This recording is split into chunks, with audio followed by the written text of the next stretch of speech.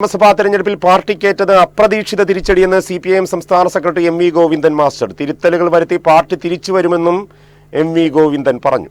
പരാജയം തീർത്തും അപ്രതീക്ഷിതമാണ്. LDFന് തിരഞ്ഞെടുപ്പിൽ കിട്ടിയത് 37.6% വോട്ടാണ്. സെക്രട്ടേറിയറ്റ് യോഗത്തിൽ നടത്തിയത് പ്രാഥമിക പരിശോധന മാത്രമാണെന്നും MV ഗോവിന്ദൻ പറഞ്ഞു. കഴിഞ്ഞ നിയമസഭാ തെരഞ്ഞെടുപ്പിൽ അപ്രതീക്ഷിതമായ പരാജയമാണ് LDFന് ഉണ്ടായിട്ടുള്ളത്. ഈ പരാജയത്തെ സംബന്ധിച്ച് അതിനുണ്ടായ വിവിധ കാര്യങ്ങൾ, വിവിധ ഘടകങ്ങൾ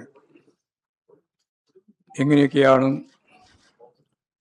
പ്രവർത്തിച്ചിട്ടുള്ളത് എന്നത് സംബന്ധിച്ച് ഞങ്ങൾ സംഘടനാപരവും രാഷ്ട്രീയവുമായ പ്രശ്നങ്ങളും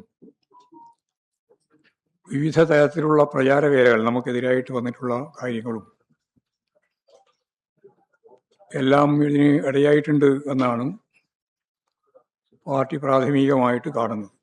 തോൽവിയുടെ കാരണങ്ങൾ വിശദമായി വിലയിരുത്തും. മുന്നണിയുടെയും ജനങ്ങളുടെയും അഭിപ്രായം കേട്ടായിരിക്കും തുടർ നടപടി ഉണ്ടാവുക. മെയ് ജൂൺ മാസങ്ങളിൽ പാർട്ടി ഘടകങ്ങളെയും വിളിച്ചു ചേർക്കും.